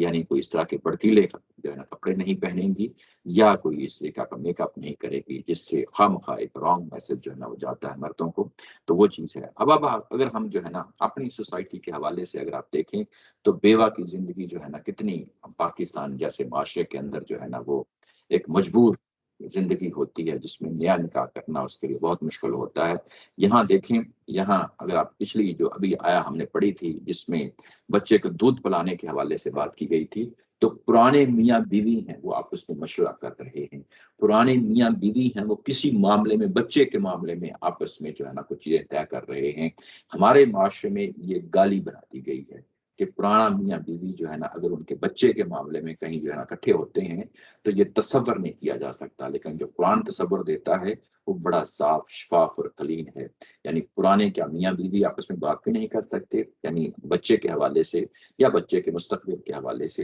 ضرور کر سکتے ہیں، جس طریقے سے یہاں قرآن مجید نے بیان کیا ہے۔ کوئی ایسی روک ٹوک جو ہے نا، یہ ہمارے اپنے معاشرے کی گندی جو ہے نا وہ تصویر ہے جو ہمارے سامنے اس طریقوں سے آ جاتی ہے، لیکن قرآن جو ہے وہ ان چیزوں کو بڑے واضح اور صاف طریقوں سے چیزوں کو سامنے رکھتا ہے۔ ایسے ہی بیوہ کے حوالے سے ہے کہ بیوہ کو پوری آزادی ہے، وہ آگے نکاح کر سکتی ہے، اپنا فیصلہ خود کر سکتی ہے۔ اور ظاہر ہے کہ مردوں کو بھی یہی ابھارا گیا ہے کہ ظاہر ہے کہ وہ یعنی آگے بڑھیں اور نکاح کریں، لیکن یہ خیال رکھیں کہ جو سوگ کا پیریڈ ہے 4 مہینے 10 دن جو ہے نا، جو اس کی جو حالت ہے وہ بھی سامنے رہنی چاہیے۔ اس کے بعد آگے جو آیا ہے اگلی 236، وہ یہ کہ اب جب کہ ہم نے جتنی بھی پیچھے چیزیں پڑھی ہیں وہ یعنی میاں بھی موجود ہے، عورت بھی موجود ہے، وہ ساری صورتحال کو ہم نے دیکھ لیا۔ اس کے بعد میاں اور پرانا میاں اور بیوی جو ہے وہ موجود ہے لیکن آگے بچے ہیں، وہ پہلو بھی ہم نے دیکھ لیا۔ اس کے بعد وہ خاتون جو بیوہ ہو چکی ہے اور اس کا میاں فوت ہو چکا ہے، وہ صورتحال بھی ہم نے دیکھ لی۔ اب اس کے بعد ایک اور پہلو ہے جو اسی سے متعلقہ ایک اور پہلو ہے، وہ پہلو یہاں پہ آگے دونوں آیات میں 236 میں اور 237 میں جو ہے نا بیان ہوگا۔ وہ کیا ہے؟ وہ یہ ہے کہ لا جناح علیکم ان طلقتم النساء ما لم تمسہن او تفردوا لہن فریضہ، یعنی تمہیں اس میں بھی کوئی مذائقہ نہیں ہے، کوئی روک ٹوک نہیں ہے، کوئی قدغن نہیں ہے کہ تم عورتوں کو طلاق دو۔ ان طلقتم النساء، طلاق دو، ما لم تمسہن، اور تم نے ان کو ابھی تک چھوا نہیں، تم نے ان کو ابھی تک چھوا نہیں۔ چھوا نہیں کا مطلب یہ ہے کہ میاں بیوی کا تعلق قائم نہیں ہوا، یعنی نکاح تو ہو گیا تھا، اس کے بعد میاں بیوی کا تعلق قائم نہیں ہوا تھا۔ او تفردوا لہن تفریدا، اور یہ کہ مہر بھی مقرر نہیں ہوا تھا، نہ ہی جو ہے نا تم نے چھوا تھا اور نہ ہی مہر مقرر ہوا۔ تفریدو یعنی فریضہ، فرض کے طور پہ لاگو ہونا۔ لہن فریدہ، فریدہ یہاں مہر کے لیے معنی میں استعمال ہوا، فریضہ کے اور معنی بھی ہو سکتے ہیں لیکن ظاہر ہے یہاں پہ جس کانٹیکسٹ میں ہم دیکھ رہے ہیں یہ مہر ہے، یعنی یہ کہ نکاح تو ہو گیا ہے اور نکاح ہونے کے بعد میاں بیوی کا تعلق قائم نہیں ہوا، اور نہ ہی جو ہے نا نکاح ہونے کے بعد کوئی مہر آپس میں طے ہوا تھا۔ یہ جو مہر ہے یہ ضروری نہیں کہ جو ہی نکاح ہو جائے تو اسی کے ساتھ ہی اس کو ادا کر دیا جائے۔ یہ قرآن مجید کے اندر یہ چیزیں ہمیں ظاہر ہے آ جاتی ہیں، یہ بعد میں بھی ادا کیا جا سکتا ہے، ظاہر ہے وہ چیزیں یہاں سے ہمیں پتہ چل رہا ہے۔ تو یہاں پہ جو صورتحال ہے وہ یہ کہ نکاح ہو چکا ہے اور اس کے بعد میاں بیوی کا تعلق قائم نہیں ہوا، اور نہ ہی جو ہے نا کوئی مہر جو ہے نا دیا گیا ہے ابھی تک، یعنی مہر تو طے ہو چکا ہوگا لیکن ظاہر ہے کہ ساری مطلب اس کو ساری نہ ہی طے ہوا ہے یہاں پہ۔ او تفرید لہن، یعنی کوئی مہر مقرر نہیں کیا گیا ہے۔ ومتعوہن، اگر اس صورت میں طلاق دے دی جاتی ہے، طلاق دے دی جاتی ہے تو اب کیا کیا جائے گا؟ تو اب یہ جو صورتحال ہے یہاں پہ 3 قروء کا جو ہے نا انتظار نہیں ہوگا، یہ ہم سورہ احزاب میں جا کے پڑھیں گے۔ اس طرح کی صورتحال میں جس میں نکاح تو ہو سکتا ہے اور اس کے بعد میاں بیوی کا تعلق قائم نہیں ہوا، تو یہ جو میاں بیوی کا تعلق قائم نہیں ہوا، نکاح ہو گیا، اس میں کیونکہ ظاہر ہے پیٹ کی حالت تو خود واضح ہوتی ہے، اس صورتحال میں 3 حیض کا انتظار نہیں کیا جائے گا، یہ سورہ احزاب میں جا کے پڑھیں گے۔ لیکن یہاں پہ ایک دوسرا پہلو ہے جو قرآن مجید جہاں پہ بیان کر رہا ہے، وہ کون سا پہلو ہے؟ وہ پہلو دراصل پیچھے ہم پڑھ رہے ہیں کہ جب بھی جو ہے نا تم اپنی خواتین کو چھوڑو، یہ آیا نمبر 228 اور 229 میں ہم نے پڑھا تھا، یہ 229 کے اندر ہے الطلاق مرتان فامساکم بمعروف اور تسریح باحسان، جب بھی تم طلاق دو یا تو تم بھلے طریقے سے روک لو یا ان کو بھلے طریقے سے جانے دیں۔ اب بھلے طریقے سے جانے دیں، یہ اس کی بڑی تفصیل جو ہے نا آگے ہم نے پڑھی تھی 231 میں اور 233 میں جو ہے نا ہم 31 اور 32 میں جو ہے نا بڑی تفصیل کے ساتھ دیکھا تھا۔ اب ایک ایسی صورتحال ہے کہ جس میں یعنی نکاح تو ہوا ہے اور اس کے بعد طلاق دے دی گئی ہے، میاں بیوی کا تعلق قائم نہیں ہوا اور نہ ہی کوئی مہر جو ہے نا طے ہوا ہے۔ اب یہاں پہ بھلے طریقے سے چھوڑنا ہے، اب بھلے طریقے سے جو چھوڑنے کا معاملہ ہے اس کو یہاں پہ زیر بحث لایا جا رہا ہے۔ یعنی دیکھیں کور آیا 228 اور 229 ہی ہے، یعنی جو پیچھے ہم نے پڑھ رہی ہیں، اب ہم یہ تمام آیات ان کے ساتھ جڑ رہی ہیں، تو یہاں پہ وہ والا معاملہ لے لیا گیا ہے جس میں یعنی نکاح تو ہو چکا تھا، میاں بیوی کا تعلق قائم نہیں ہوا اور نہ ہی ابھی تک جو ہے نا کو مہر کی رقم کو طے ہوئی تھی، اب بھلے طریقے سے چھوڑنا ہے، تو اس بھلے طریقے سے چھوڑنے کے لیے یہاں پہ بات کو کھولا ہے۔ ومتعوہن، اب آپ نے ان کو کیا کرنا ہے؟ کوئی زندگی کا ساز و سامان دے کے رخصت کرو، یعنی مال و متاع دے کے رخصت کرو۔ یعنی یہ دیکھیں قرآن مجید کس قدر خوبصورتی سے چیزوں کو کھول رہا ہے، یعنی اس طرح کی صورتحال میں بھی تم نے کچھ دینا ہے، المعسر، اور جو وسعت رکھتا ہے یعنی مالدار ہے، قدر وہ اپنی وسعت کے مطابق جو ہے نا وہ مال دے گا۔ ساز و سامان دے گا زندگی کا اس عورت کو جس کے ساتھ ابھی میاں بیوی کا تعلق قائم نہیں ہوا تھا، صرف نکاح ہوا تھا اور ابھی اس کے لیے مہر بھی طے نہیں ہوا تھا۔ اس کے لیے قرآن مجید سمجھا رہا ہے کہ دیکھو، جو امیر ہے، جس کے پاس مال کی وسعت ہے، وہ اپنی قدرت کے مطابق، اپنی قدرت یعنی اپنی طاقت کے مطابق جو ہے نا وہ مال دے گا اس خاتون کو۔ وہ علل مقتری، اور جو تنگ دست ہے، غریب ہے، جو غریب ہے، مقتر کا مطلب ہوتا ہے تنگ دست غریب، جو غریب ہے قدرہ، وہ بھی اپنی طاقت کے مطابق جو ہے نا وہ سامان زندگی دے گا، متاعا بالمعروف۔ اور متاع یعنی مال و متاع، ساز و سامان، یعنی جو بھی یعنی طلاق دی جاتی ہے اس کے ساتھ کچھ زندگی گزارنے کے لیے اس کو کوئی مال و متاع دیا جائے گا، کوئی اس کو آگے کی زندگی ظاہر ہے گزارنی ہے، ہو سکتا ہے اس کا اگر کا کب تک ہو، کچھ نہ کچھ اس کو دینا پڑے گا۔ جو غریب ہے اپنی غربت کے مطابق دے، اور جو امیر ہے وہ اپنی امارت کو سامنے رکھتے ہوئے جو ہے نا وہ دے۔ اور یہ بالمعروف کا لفظ آیا ہے، پھر یہاں پہ معروف کہا گیا کہ یعنی جو معاشرے کے اندر رسوم و رواج ہیں اس کو سامنے رکھتے ہوئے۔ ابھی اس پہ اگر کوئی قانون بنایا جا سکتا ہے، کوئی حکومت چاہتی ہے تو اس کو پوری کی پوری اس پہ پورا اختیار حاصل ہے، یعنی یہ ساری معروف کا دستور کا پہلو ہے۔ حقاً علی المحسنین، یہ لازمی ہے جو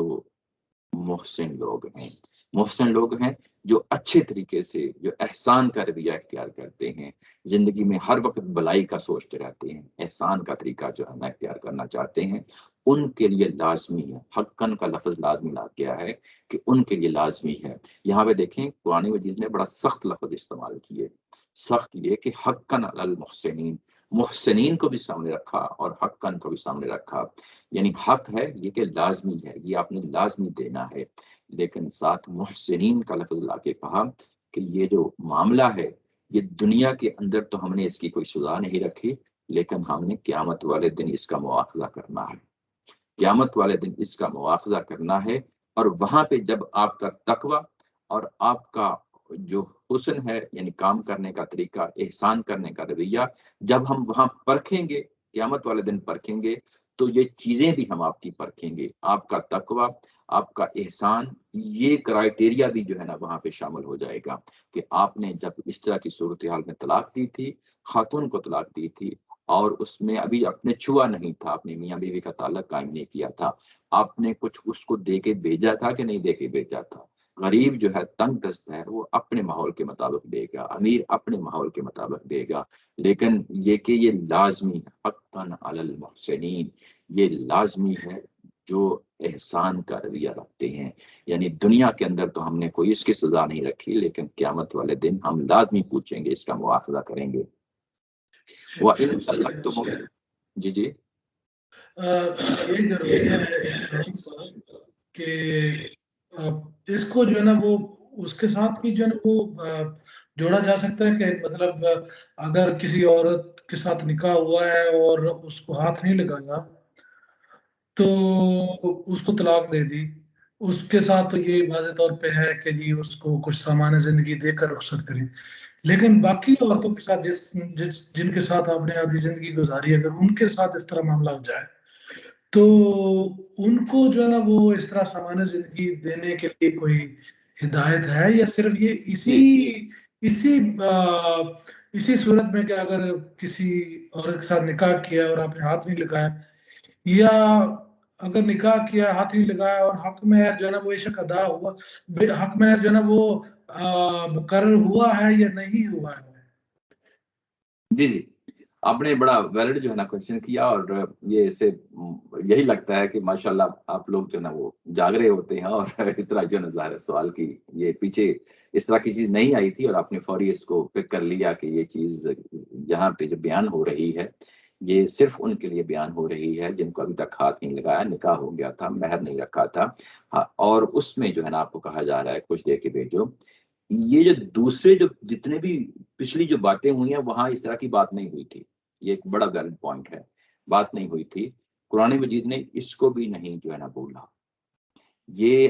آگے چل کے یہ جب ہم پہنچیں گے، یہ آیا نمبر ہے 241،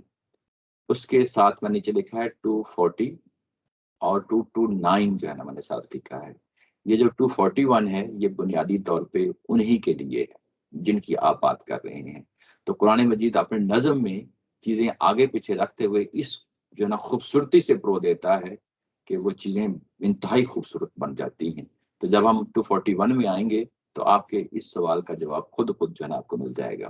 تو یہ باقی تمام صورتوں کے لیے یہ 241 ہے. جو ہم وہاں پہنچیں گے تو میں دوبارہ آپ کو لنک کر کے بتاؤں گا وہ ساری چیزیں. آپ کا جواب کو یہاں مل جائے گا. یہ اس کا جواب دیا ہے قرآن مجید نے، وہ 241 میں دیا ہے. تو وہ جب وہاں پہنچیں گے تو ہم اس کو دے دیں. یعنی یہ ہے، لیکن یہاں پہ ابھی جو بات ہو رہی ہے وہ صرف انہی کی بات ہو رہی ہے کہ جن کے ساتھ نکاح ہوا، مہر طے نہیں کیا گیا اور اس کے بعد میاں بیوی کا تعلق قائم نہیں ہوا، ان کو آپ نے فارغ کرنا ہے، طلاق دینی ہے. تو اس کے لیے بھی جو ہے نا یہ باتیں جو ہے نا سمجھائی جا رہی ہیں. آگے 237 میں یہ بالکل وہی بات ہے جو بات ابھی 236 میں پڑی ہے. 236 میں جب پڑی تھی تو اس میں کیا تھا، اگر آپ دیکھیں یہاں پہ لا جناح علیکم ان طلقتم النساء ما لم تمسوهن، یہی بات یہاں پھر شروع ہوتی ہے. وَإِن طَلَّقْتُمُوهُنَّ مِن قَبْلِ أَن تَمَسُّوهُنَّ، یہ وہی بات ہے جو 236 میں ہے. یہ قرآن مجید جو پچھلی بات کو ایک آیت کا ٹکڑا لا کے پچھلی بات کو ریپیٹ کر دیتا ہے، یہ بتا رہا ہوتا ہے کہ یہ بات وہی ہے جو پیچھے بات ہو رہی تھی. لیکن ابھی جو بات ہوگی وہ ایک دوسرا پہلو ہے جس کو بتانا مقصود ہوتا ہے. اوپر کیا چیز تھی؟ اوپر یہ چیز تھی 236 میں کہ وہاں پہ نکاح تو ہوا تھا لیکن ابھی کوئی مہر طے نہیں کیا گیا تھا اور طلاق ہو گئی. اب یہاں پہ کیا ہوگا 237 میں، نکاح تو کیا گیا ہے، میاں بیوی کا تعلق قائم نہیں ہوا، لیکن مہر طے ہو گیا تھا. پچھلی آیت میں مہر طے نہیں ہوا تھا، یہاں جو ہے وہ مہر طے ہو گیا ہے. وہ مہر کیا ہے؟ وَقَدْ فَرَضْتُمْ لَهُنَّ فَرِيضَةً،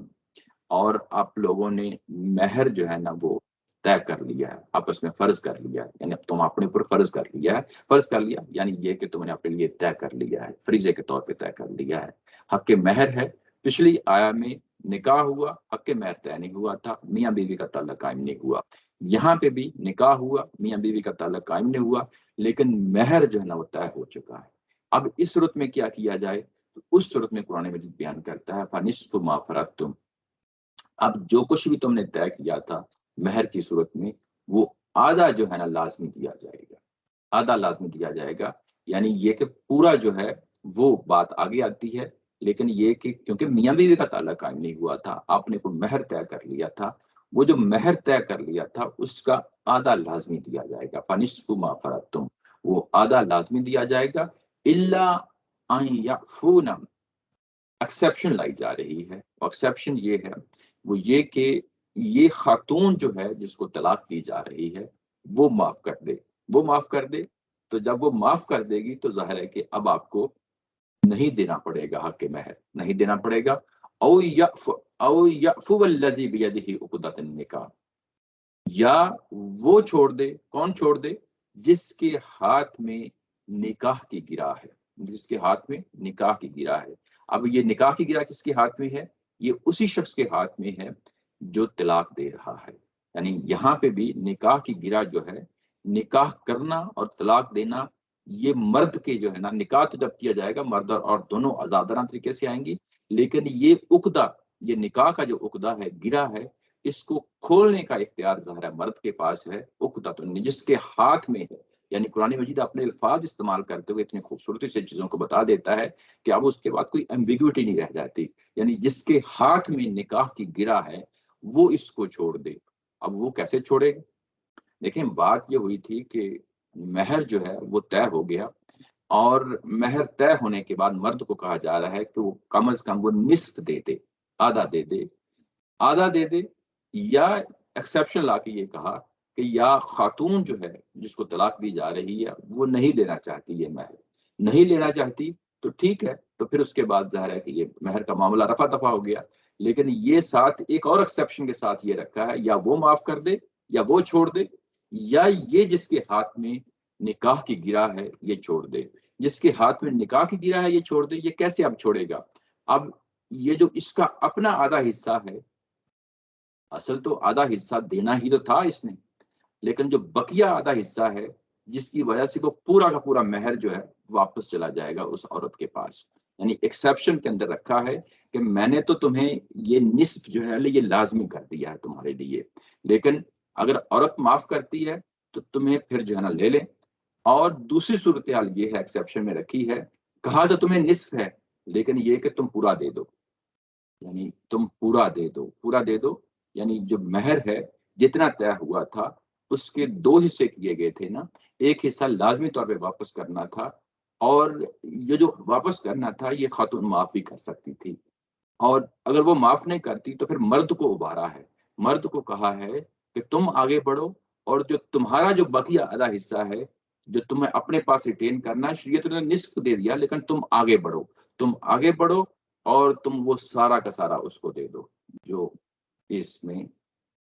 طے ہوا تھا، حق مہر جو طے ہوا تھا۔ وہ انتعفو، اور اگر تم یہ سارا کا سارا اس کو دے دیتے ہو، یعنی اس خاتون کو دے دیتے ہو، اقرب للتقوی، تو یہ تقوی کے لیے، تمہارے تقوی کے لیے بہتر ہے۔ ولا تنسبوا الفضل بینکم، اور جو کچھ تمہارے درمیان فضیلت رکھ دی گئی ہے اس کو مت بھولو، یہ مردوں کو کہا گیا ہے۔ ان اللہ بما تعملون بصیر، بے شک اللہ تعالیٰ کی ذات جو ہے جو کچھ تم کرتے ہو اس کو جانتی ہے۔ اچھا، یہاں پہ جو 2-3 چیزیں ہیں میں آپ کے سامنے رکھنا چاہتا ہوں۔ یہ تو واضح ہو گیا کہ یہ مرد نے جو ہے نا نکاح کیا، میاں بیوی کا تعلق قائم نہ ہوا، اور یہاں پہ حق مہر جو ہے وہ طے ہو گیا ہے، آیت نمبر 37 میں یہی پڑھا ہے۔ یہ جو حق مہر طے ہو گیا اور طلاق ہوئی ہے، اس میں مرد کو لازمی طور پہ آدھا حصہ واپس کرنا ہے، یا تو وہ خاتون نہ لے تو ایک علیحدہ بات ہے، اس میں کوئی حرج کی بات نہیں ہے۔ دوسرے طور پہ اس کے بعد مرد کو پھر ابھارا ہے کہ تم کو تو آدھا کہا تھا لیکن تم یہ کرو کہ پورا کا پورا اس کو دے دو، پورا کا پورا اس کو دے دو۔ یہ جو بات کہ پورا کا پورا اس کو دے دو، یہ بات اس بنیاد پہ کہی جا رہی ہے کہ یہ تمہارے ہاتھ میں نکاح کی گرا تھی، یہ مرد کے لیے اس کی مردانگی کہہ لیں، یا اس کو یہ کہہ لیں کہ اس کے حوصلے کے لیے، اس کو ابھارنے کے لیے، معاشرے کے اندر جو ہے نا اچھی ویلیوز کی جو ہے نا وہ بڑھوتری کے لیے یہ کہا جا رہا ہے کہ گرا تو ہم نے تمہارے ہاتھ میں پکڑائی تھی، اب تمہاری اس جو عہدہ تمہیں دیا گیا، جو ذمہ داری دی گئی، اس کا تقاضا ہے،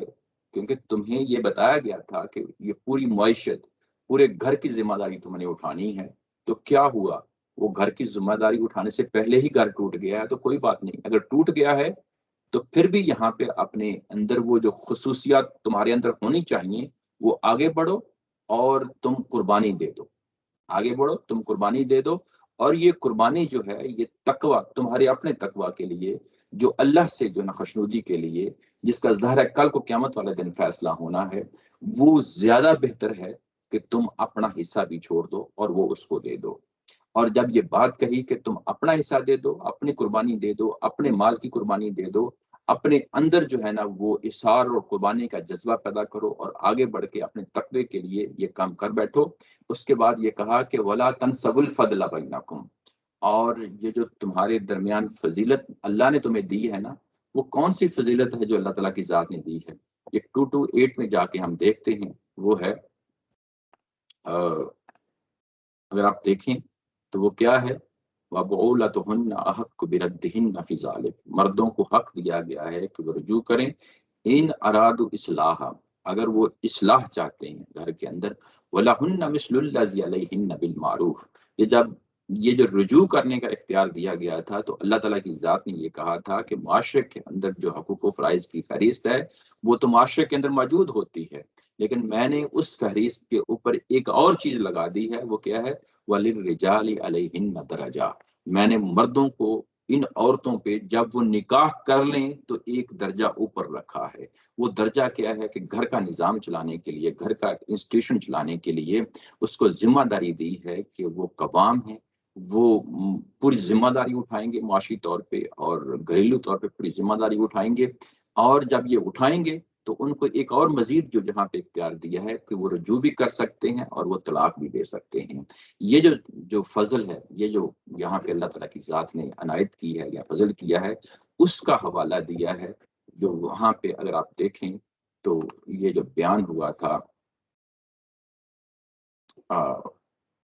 یہ 228 میں وہ یہ تھا کہ وَلِلرِّجَالِ عَلَيْهِنَّ دَرَجَةٌ، اسی کو یہاں پہ کھولا ہے آگے یہاں پہ وَلَا تَنْسَبُوا الْفَضْلَ بَيْنَكُمْ، تو یہ اللہ نے تمہیں جو ہے نا تمہارے درمیان فضیلت رکھی ہے، مردوں کو یہ کہا اس کو بھی نہ بھولو، یعنی قربانی دو، آگے بڑھو، اور کیونکہ تمہارے ہاتھ میں جو ہے نا یہ گرا رکھی تھی، اب تم کھول رہے ہو، تو اب کھول رہے ہو تو قربانی دو، اور اپنی اس فضیلت کو جو اللہ تعالیٰ کی ذات نے تمہیں دی ہے اس کا تقاضا ہے یہ کام تم کرو، ان اللہ بما تعملون بصیر، اللہ تعالیٰ کی ذات یقیناً جو ہے وہ دیکھنے والی ہے، دیکھ رہی ہے جو کچھ بھی تم کرتے ہو۔ یہ دیکھیں یہ ساری چیزیں جتنے بھی طلاق کے معاملات ہیں یہ شریعت نے جس طریقے سے چیزوں کو بیان کیا ہے، آگے بھی ایک دو چیزیں ہیں آگے پڑھیں گے، آج ہم یہیں پہ اس کو ختم کرتے ہیں، لیکن سوچنے کا سمجھنے کا مقام ہے کیا ہم یقیناً ان پہ عمل پیرا ہوتے ہیں؟ ہرگز نہیں ہوتے۔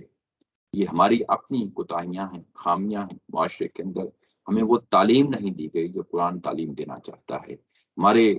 دل و دماغ کے اندر یہ چیزیں ایک رسوخ کی حد تک نہیں پہنچائی گئی۔ ہم مذہبی تو ہوتے ہیں، مذہبی نام کے ہوتے ہیں، حقیقتاً جو ہے مذہب ہمارے اندر ہماری زندگی میں موجود نہیں ہوتا۔ یہ ایک ہمارے سامنے ایک کیس ہے، ایک جو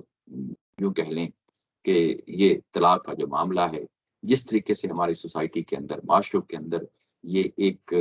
زہر بن چکا ہے، جس طریقے سے ہم اس کو ہینڈل کرتے ہیں، نہ یہ مذہبی تعلیمات کے مطابق ہوتا ہے اور نہ ہی ہماری رویے قرآن مجید کے مطابق ہوتے ہیں۔ قرآن اس کو ایک مختلف جگہ سے جو ہے نا دیکھ رہا ہے اور ہم اس کو ایک مختلف طریقے سے اس سارے کام کو نپٹا رہے ہوتے ہیں۔ اسی کے ساتھ آج کا یہ سیشن ہم ختم کرتے ہیں۔ وآخر دعوانا ان الحمدللہ رب العالمین۔ سوال ہو تو لے لو۔